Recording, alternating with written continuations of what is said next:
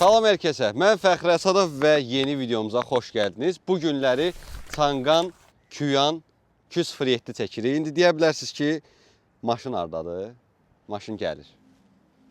Texnologiya inkişaf edib də qardaşım. Gəl. Fikir versəz içində əmisi falan oturmayıb.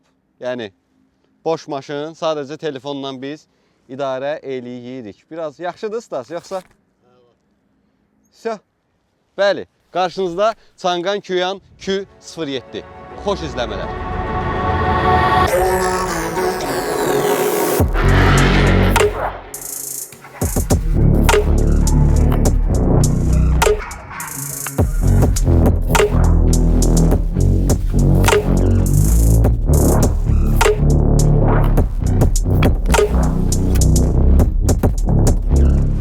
2025-ci ildə maraqlı bir avtomobil istehsal olundu. Yanımda gördüyünüz Kuyan Q07. Düzdür, Q07 deyəcəm bu videoda ki, hər dəfə uzun-uzad danışmayayım.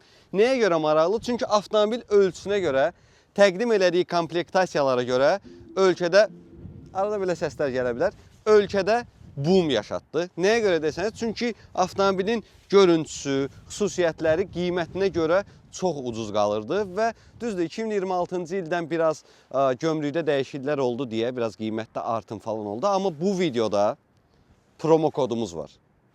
MBK Motors tərəfindən təşkil olunan bu avtomobil hal-hazırda 100-dən çox stoku var MBK Motorsda və MBK Motorsa yaxınlaşıb Fəxri Əsadovun videosundan gördük gəldik desəniz, normalda bu maşın neçəyədir? 45 min, 46 min. Mən Flagship Plus modelindən söhbət edirəm. Ən yuxarı komplektasiyasını siz 44-45 minə falan tapa bilərsiniz. Amma kampaniyamız var. İlk 100 avtomobil Fəxri Əsadov promo kodu ilə 42.900. Allah xeyrin versin. Həqiqətən, zarafat eləmirəm. MBK Motorsa yaxınlaşırsınız. Fəxrin videosunda gördüyü bu avtomobili almaq istəyirik dediniz. İlk 100 avtomobil, MBK Motorsun çox böyük avtomobil stok var, 5000 ədəddən çoxdur, hər çeşitli avtomobillər var. Amma bu günləri 207-dən danışırıqsa 42.900 manata nağd gedib ala bilirsiniz. Və yaxud da ki 44.900-də siz sərfəli kredit şərtləri ilə də bu avtomobili əldə edə bilərsiniz. Daha ətraflı artıq məncə salona yaxınlaşın, biz də artıq keçək bu avtomobilə. Amma unutmadan MBK-dan aldınız 50.000 və ya 1 il zəmanət hazır üstündə verilir. Yəni rahatlıqla bu avtomobili, düzdür, problem çıxası deyil, aylarla sürürlər. Amma yenə də zəmanəti də var, onu da bildirmiş olur. İstəyirəm birinci bir dənə açarımızı göstərim. Belə oval formada, rahat, çox da ağır olmayan, gözəl bir açarımız var. Buradan nə edə bilirik? Maşını açıb bağlaya bilirik, 2 dəfə basanda bagajı açılır falan. Bu kimi bir xüsusiyyətləri var. Neysə, pultu qoysaq qırağa. Bu avtomobildən açığı bizim bir dostumuzda var. Hansı ki, neçə aydır Stas alıb? 3 ay olar, hə? 3 ay olar alıb. Adam nədir? Olayı nədir? Alıb, verib şoferə. Bu adamın özünü, bu adamın öz ailə üzvlərini şofer hər yerə aparır, gətirir. Ayda da bir dəfə benzin vurur. Çünki bu avtomobilimiz plug-in hibrid bir avtomobil olduğu üçün o hissələri keçəcəm. Amma ümumi biraz məlumat verim ki, plug-in hibrid olduğu üçün qardaşım, polunu şarja qoydun, polunu benzini vurdun, 1400 kilometrə qədər sürə bilirsən. Düzdür, indi bizim şəhərin propkası, biraz divjeniya falan olsun 1200. Amma 1000 plus yəni var da bu söhbət. Ona görə də sərfiyyat olaraq çox superdir və bir məsələni də qeyd edeyim ki, hansı ki vizual hissəni biz sevirik də bilirsən. Bu avtomobillər şəhərdə mən çox görürəm. Amma hamısı elə bilirdim qara rəngdədir. Yox, elə deyilmiş. İndi günəşin altında çox gözəl, zərli, göy, belə majorski bir rəngi var. Rəşad bunu bəyənər, belə deyərdim ki. Belə tünd göy zərli bir rəngi var. Axşam vaxtı biraz hava qarılan kimi qara görünür, amma günəşin altında o gözəl rəngini biz görə bilirik. İndi avtomobilimizin daha dərin hissəsinə keçəsi olsaq, bu avtomobilin bir çox növü var. Glory var, sonra canım istədirsin Honor var, Flagship var, Flagship Plus var. Bu gördüyünüz Flagship Plus'dır. Flagship Plus 1.5 litr həcmində, ona deməyəcəm, onu kapotun altını açanda deyəcəm. Amma Flagship Plus, nə, xahiş edirəm Stas. Rəşad bu videonu bəlkə bəyənəcək. 20'li Michelin təkərlərlə gəlir. Yəni aşağı segment, aşağı nə deyim, Glory'də, Honor'da falan Michelin gəlmir. Gloria'da falan vəbşə 19'luq falan disklərdir. 20'li disklərimiz var. Düzdür, 4'ü də eynidir, amma Michelin gəlməyi bizi biraz da rahatlaşdırır, necə deyərlər. Ön hissəyə baxanda plug-in hibrid avtomobildir. Qardaş, generatorla olan avtomobildir beyni ilə. Fikir versəniz, ön hissələrdə çox bir radiator barmaqlığı falan yoxdur, amma yenə də burada bir mühərrik olduğu üçün aşağı hissələr açılır, bağlanır. Belə. Onu da jalüz kimi özü isti soyuq özü ayarlayır. Lazım olanda açılır, lazım olanda bağlayır. Tam LED. Burada bizim LED barımız var. Gecə yanır. Gecə gördün li gəlir və yaxud da ki elə çanqan gəlir. Artıq son illərin trendidir deyərdim bu işıq. Amma bu gördüyünüz bizim gündüz işıqlarımızdır. Əsas işıqlarımız isə aşağı hissədədir. Yəni nə bilim, dalinisi, bilijnisi hamısı buradadır. Və bu avtomobilimizdə bir dənə nəyimiz yoxdur? Lidar yoxdur. Lidarlı versiyası da var. Yəni alanda ona da fikir verə bilərsiniz. Lidarlı versiyada ön hissədə, yəni yolda hərəkət eləyəndə 300 metrə qədər lazımi bəzi maneələri görür. Vaxtında onlara da regulovkasını verir ki, qəza törətməyəsiniz. İndi istəyirəm kapotu açaq və bir baxaq görək nə var orada. Uşaqlar, bu çanqan bizi şoka salır. Kapot 2 dəfəyə açılır falan. Mən burada da dilzad axtarmıram. Və fikir versəz, Çinlilər axır ki, dinə imanı gəldilər və bizim burada amortizatorlarımız var. Çünki normalda həqiqətən çox ağır olur bu avtomobillərin kapotu və bu formada rahat bir şəkildə açıq saxlaya bilirik. İndi deyə bilərsiniz ki, Fəxri, hanı bunun motoru? Baba, akü yox. Elə bir ştuka da eləyə bilərəm. Yəni, əslində normal Honor versiyada falan bu plastiklər olmur. Yarım plastik olur, amma flagship plus olduğu üçün artıq burada bizim, mən bunu sökəcəm, təzdən qoyarıq yerinə. Cavanlar, 1.5 litr həcmində turbo şarjlı bir mühərrikimiz var. Honor falan versiyalarında sadə atmosfernik 4 silindirli bir mühərrikimiz olur, amma burada turbo olduğu üçün bizim ümumilikdə avtomobilimizin at gücü 374'dür. 500'ə yaxında torkumuz var, onu da qeyd edeyim. Yəni bu elektrikli mühərrik və daxilyanma mühərriki qarışıq 374 at gücü verir. Onu gördük, qardaşım, pis deyil. Düz deyən də 0-dan 100'ə sürətlənmələrimiz 7 neçələrdə oynayır, amma bunu da sökərək istədim, bu hissəni də göstərim. Buralar sadə, turbomuzu görürük, hava filtrimizdir. Başqa da canım nə düşünsünüzsə? Əslində bura heç sizlik də deyil, bura servisi. Uşaqlar, gördüyünüz kimi plasması bağladıq və bura moyşiklərin sevimli hissəsidir. Çox rahat bir şəkildə buranı moykada təmizləyə bilərlər. Ümumi vəziyyət belədir və burada da ayrıca apışıqası da var. Normalda olmur, amma artıq sağ olsunlar izolyasiyaya da üstünlük verirlər. Avtomobilin sahibi deyir ki, bunu biraz ürəklə vurmaq lazımdır. Allah, bismillah. Oldu. İdeal bağlamışam. Avtomobilin yan tərəfini nəzər salsaq, fikir versəniz, burada əlavə kant, mant, heç nə yoxdur. Qapı tutacaqlarımız, düzdür. Mən çox sevmirəm bu qapı tutacaqların. Mənimki dədə-baba standart çəkdin, dartdın, amma bu avtomobildə bu formadadır. Bir dənə fişkamız nədir? Fikir versəniz, Subaru. Subaru yəni nəyə nəzərdə tuturam? Avtomobilimiz SUV tipli olsa da, yəni crossover daha düzgün olar, ramkası yoxdur. Amma şüşəmiz də 2 qatdır. Bu həm təhlükəsizlik cəhətdən, həm də ki, səs izolyasiyası olaraq çox müsbət bir amildir, onu deyərdim. Və belə də şüşəni saldın, kupe də qardaşım. Necəsən? İnteriyerə gələcəm, qəşən belə paduşkalarımız falan var. Oralara birazdan keçəcəm. Ön qapının dediyi, arxa qapıda isə bizim şüşəmiz artıq təkə düşüb. Burada biraz çinlilər yeyinti eləyib. No, yenə də əsas məsələ yenə də fikir versəz pilot tərəfdə. Ona görə də çox burada dayanmırıq. İçəridə düzdür olaylar var, amma ora az sonra keçəcəyik. İstəyirəm avtomobilin arxa hissəsinə keçək. Bir dənə də şey qeyd edeyim ki, avtomobilin hər iki tərəfində benzin bakı var. Burada səhv eləmirəmsə yanacaq üçündür, digər tərəfdə isə elektrik üçündür. Yəni bu artıq istənilən plug-in avtomobillərdə var. Eyni şeydə göstərmək istəmirəm. Arxa tərəfə baxanda burada normalda belə Çin dilində belə nəysə belə sözlər olur. Yəqin çanqan deməkdir. Düzdür, onu çıxardıblar. Amma 207 burada gözəl şəkildə qalıb. Yüngül də belə əl dəyib. Qaralmalar falan baş verib. Amma ümumi baxanda mən xoşlayıram, yalan deməyim. Arxası da yaxşıdır, ön hissəsi də yaxşıdır. Egzoz çıxışımız yoxdur. Çünki plug-in hibrid bir avtomobildir. Bagajımız buradan da aça bilərsiniz, pultdan da aça bilərsiniz, monitordan da aça bilərsiniz. Yəni hər yerdən aça bilərsiniz. Bagaj hissəmiz çox geniş. 763-dür yoxsa 768 mi litr bagaj həcmimiz var. İstəsək bu hissələri də biz yendirərək, yəni arxa oturacaqları 1760 neçəsə litr siz yer əldə edə bilərsiniz. Bundan savayı içəridə bizim AC girişimiz var. Yəni bildiyimiz rozetkamız var. Nə bilim, tost soran qoşarsan, kompüter qoşarsan, indi özün bilərsən. Bu hissədə onu da sizə göstərmiş olum. İndi deyərsiniz ki, qardaşlar, bizdə də var 207, onun bagajı bu formada deyil, bizə nəsə atıblar falan. Yox, elə deyil. Avtomobilin sahibi özü bunu sonradan alıb. Əsas apşifkası isə aşağı hissəsindədir. Bunu da qaldırsaq, aşağıda kiçik bir bölməmiz var. Gəl, belə rahat göstərərdim sənə. Burada bizim, nə bilim, penamız var, yolda qalsaq vurmağa. Bundan savayı, qardaş, o Çin şarj portu olduğu üçün belə bir dönüşdürücü alıb ki, USB olaraq istifadə edə bilərsən. 3 buzağımız var. Bir də ki 2000-ci illərin əvvəllərinin alverçilərinin sevdiyi bir cihaz. Nasos. Hansı ki o vaxtı Mercedes-də, Zadda da, BMW-də falan da gəlirdi. Heç vaxt satanda bunun üstündə vermirdilər. Yığırdılar evdə. Lazım olar falan. Çinlilər sağ olsun. Nasosu ilə falan göndərirlər. Bunu da qoyum yerinə. Qalan gördüyünüz veşlərdə avtomobilin sahibinin şəxsi əşyalardır. Əsas da təmizlik vasitələri. Olmazsa olmaz gliserin.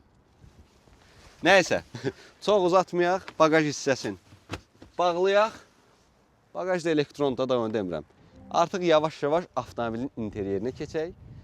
Orası maraqlıdır. Gəlin göstərim. Artıq 207-nin arxa hissəsində əyləşmişik. Çox rahatdır. Stas demiş, bil ofisdə oturmuşsan. Burada ofisi tamamlamaq üçün belə bir stolumuz var. Samolyot stolu deyirəm mən buna. İndi sual verə bilərsiniz ki, bəs bu stol niyə soldadır? Adətən sağda olur bu. Ona görə ki, bu oturacağımızda zero gravity var. Onu da sizə göstərəcəm. Amma burada da belə bir hissəmiz var ki, monitor qoşa bilərsiniz istəsəniz. Əlavədir təbii ki bunlar. Və yuxarıda yəni dam yoxdur.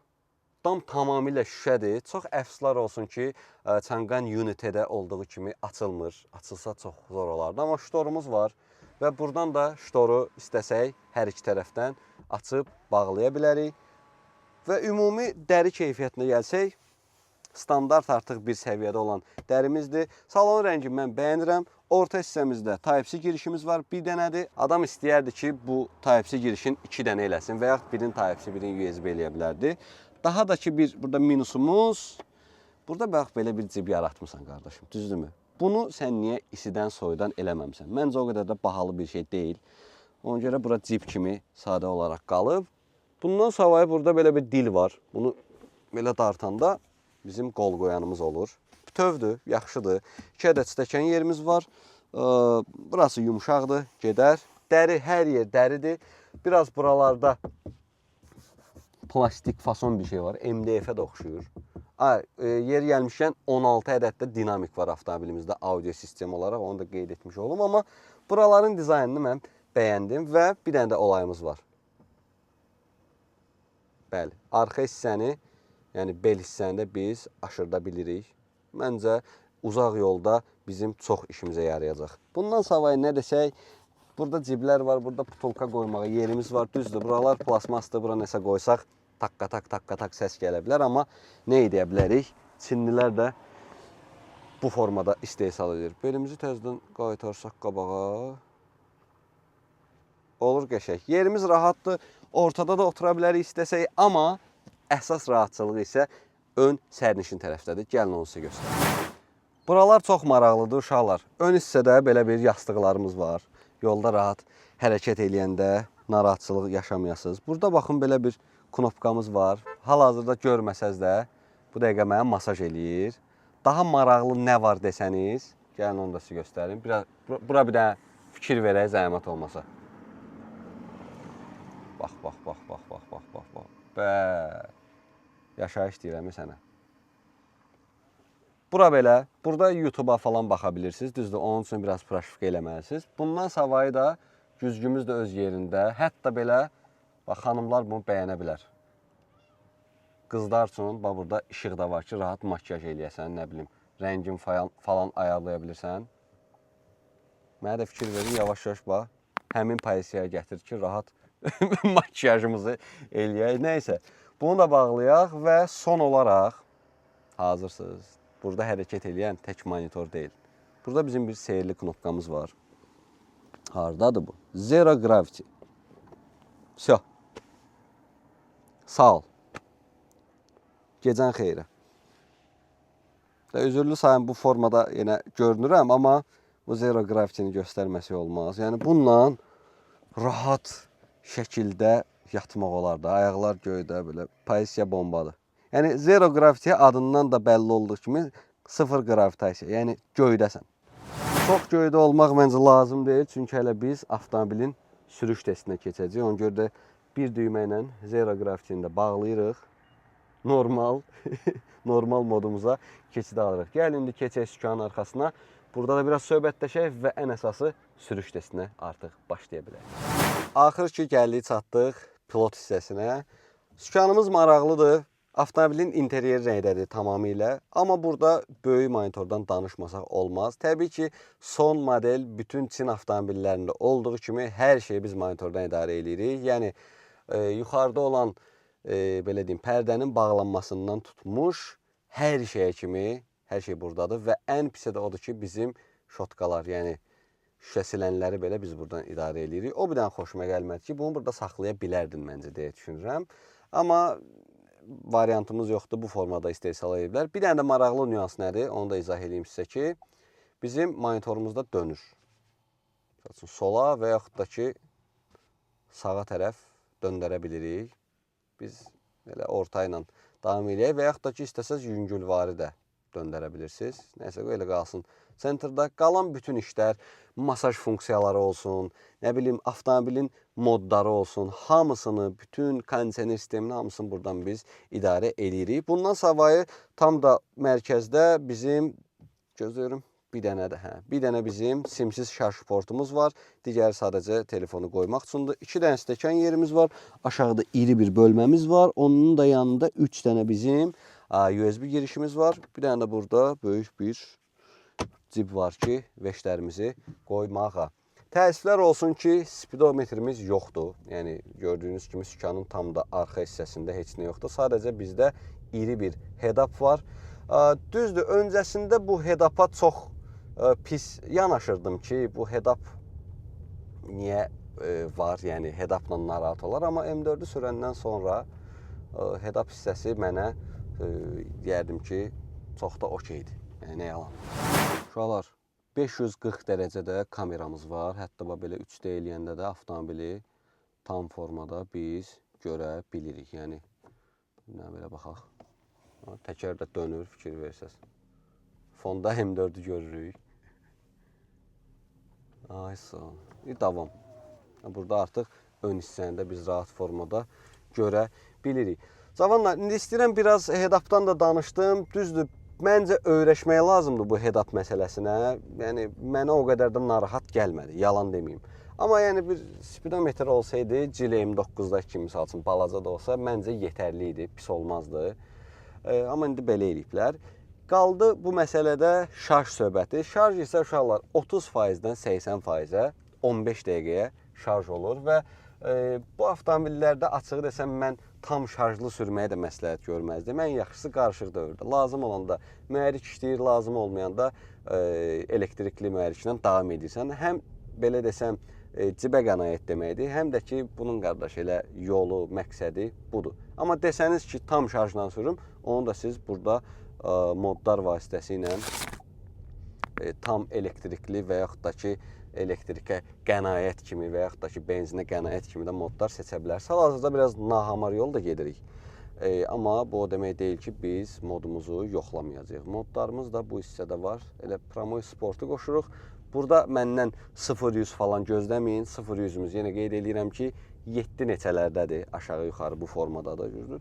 Telefonumu da qoyun burada, qardaş. Pis çıxmaz. Öz yeri var. Amma yüngülvari indi burada sizin üçün sürətlənmə eləyəcəm. Elə nahamar yolda. Biraz səs izolyasiyası zəifdir deyə bilərəm. Onu nahamar yolda hiss edirik.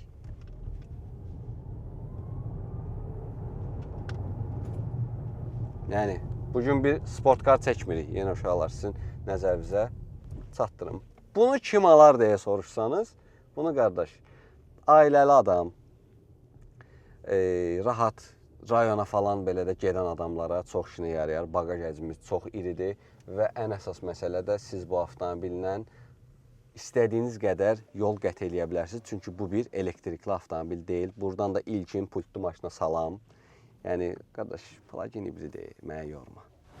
İndi modlardan sportu yoxladıq, amma avtomobilin sahibinin tövsiyəsi ilə burada bir dənə də bizim fuel priority, yəni əsas yanacaq əsaslı bir seçimimiz var. Yəni benzin motorlu bir seçimimiz var. Onu da indi burada bir dənə boşluq olsun, sakitçilik olsun.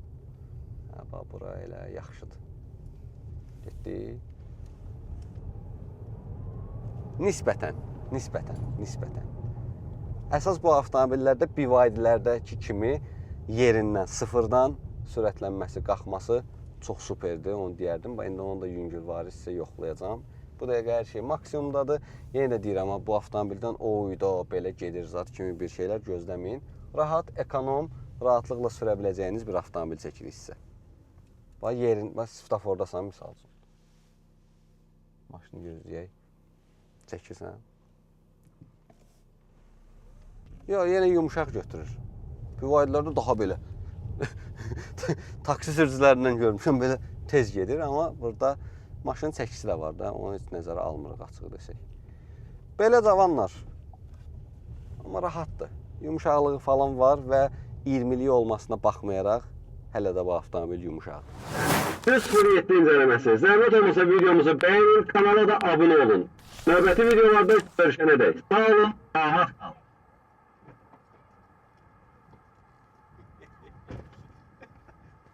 Hardadır bizim mikrofonsuz? Alba. Belə uşaqlar, gördüyünüz kimi 207-nin belə işləri də var. Yolda falan belə şeylər eləməyin, sonra problem yaşayarsınız. Amma yəni funksiya var, mən də sizə göstərdim. Növbəti videolarda görüşərik. Sağ olun.